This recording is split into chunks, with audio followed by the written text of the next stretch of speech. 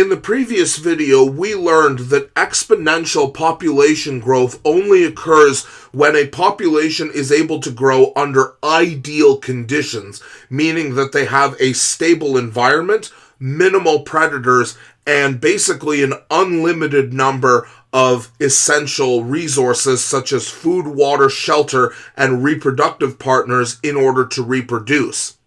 Obviously, this does not exist in real life, so to speak, because the resources of an ecosystem are limited. And as a consequence, the population growth curve representing the size of a population with respect to time looks more like this shape here, which is what we call a logistic growth curve. So why does a population grow at this rate here?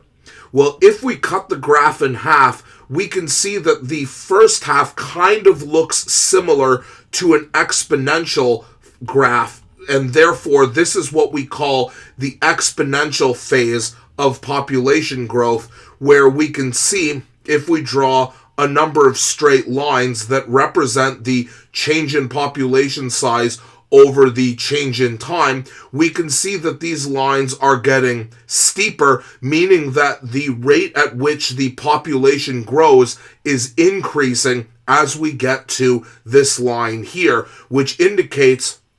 that the resources of the ecosystem are plentiful enough to allow a population to grow at an increasing rate. However, because of the limitation of food, water, shelter, and reproductive mates, our population is eventually going to hit a maximum at which the population cannot expand, represented by this line here, which will be discussed later.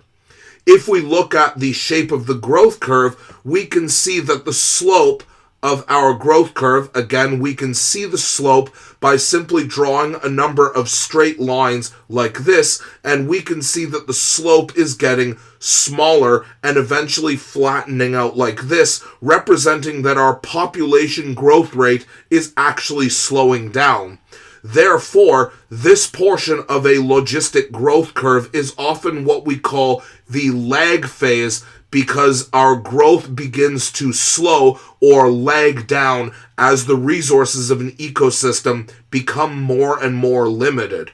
Now we can see that the shape of this growth curve looks kind of like an S, hence why we can refer to it as an S-shaped growth curve, or using the more technical term, a sigmoidal growth curve, again literally meaning S-shaped. And the reason why we have a flattening out of the S-shaped curve as we get to the top like this is that this maximum, representing the maximum number of organisms in a population that the ecosystem can sustain based on this resources, is what we call the ecosystem's carrying capacity.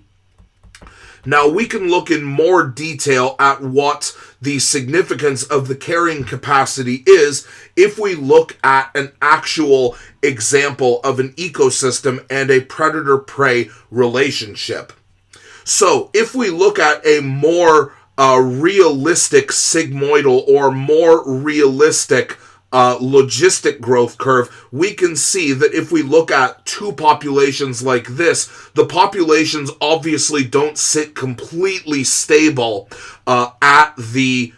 carrying capacity. So obviously the populations are not going to stay constant, meaning that, let's say, the carrying capacity of an ecosystem is a population of 100. Obviously, a population of organisms is not going to just hold constant at 100. It's going to instead fluctuate around the carrying capacity, meaning that because the ecosystem can only support, in this case, 100, because we've decided that, 100 organisms, the organisms that aren't able to receive enough food, water, shelter, or reproductive mates are either going to die, resulting in a decrease in the population, or emigrates to another ecosystem that has a greater supply of resources, both of which would result in a slight decrease in the population,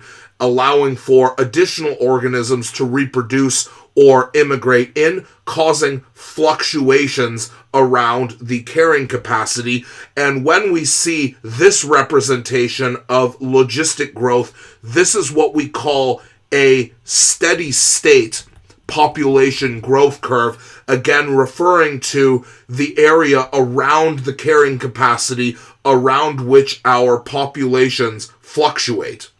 Now, in order to explain in more detail why these fluctuations occur around the carrying capacity, we can examine an actual example of predator-prey population growth. So in this ecosystem, which in this case is a tundra ecosystem, the snowshoe hares, this white rabbit-type creature here, are obviously the prey because rabbits are for the most part herbivores, while the lynx here is the predator in this relationship. And if we actually look at the population growth rates where the snowshoe hare population is represented in red and the lynx population is represented in blue, we can see a very clear pattern emerges here. So here, let's look at one of the peaks in the snowshoe hare population when it achieves steady state growth. So when the prey population is high, that means that there are a lot of snowshoe hares that lynx are able to catch, which means that it's going to make it easier for the snowshoe hare to be caught by the lynx, or conversely easier for the lynx to catch its prey, the snowshoe hare. So shortly after the snowshoe hare population reaches a steady state growth, we can see an increase in the lynx population right here. Now, as a result, we have more lynx, which means the snowshoe hare are going to be caught more easily, so we would expect the death rate to increase significantly as snowshoe hares are caught and killed for food by lynx. So consequently, when the prey population is hunted, we would expect it to drop and reach a steady state population where the population is low. Now, if the population of prey organisms is low, that makes it harder for our predator organism to catch them. So naturally, we would expect the predator population to decrease as well. And that's exactly what we see here. As the snowshoe hare population begins to decrease, the lynx population begins to decrease as well, because if there are fewer prey, it's harder for the predator to catch it. So the conclusion that we can reach about why most populations fluctuate around the carrying capacity is because we can make the conclusion that this occurs because of simple predator-prey interactions. In other words, changes in the prey population are going to precede changes in the predator population. In other words, as the prey population increases, we would expect that to be followed in a short amount of time by an increase in the predator population, and vice versa for population decreases as well. And the idea is that the populations of prey and predators keep each other in balance. The problem is that even if the individual prey and predator can keep each other in balance, when new organisms are introduced to this mixture, that can throw off the balance between the two. So what happens if the balance between prey, predator, and producer populations is thrown out of balance? Well, in extreme examples, we can get ecosystem degradation. So in all of these cases, we see that a lot of the land is considered dead because this land is no longer supporting producer populations to allow herbivores to move in, and therefore to allow carnivores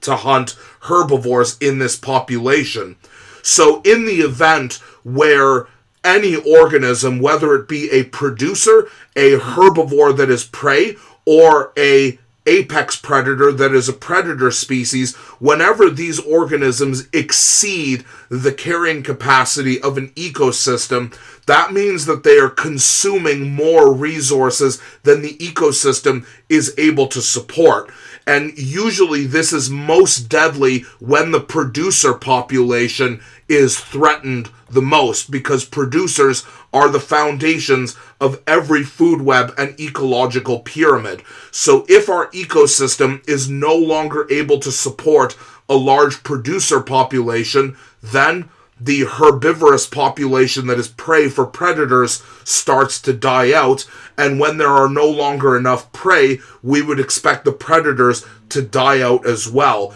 And in extreme cases where there are no resources to be able to support any living things, this is what we call an ecosystem collapse.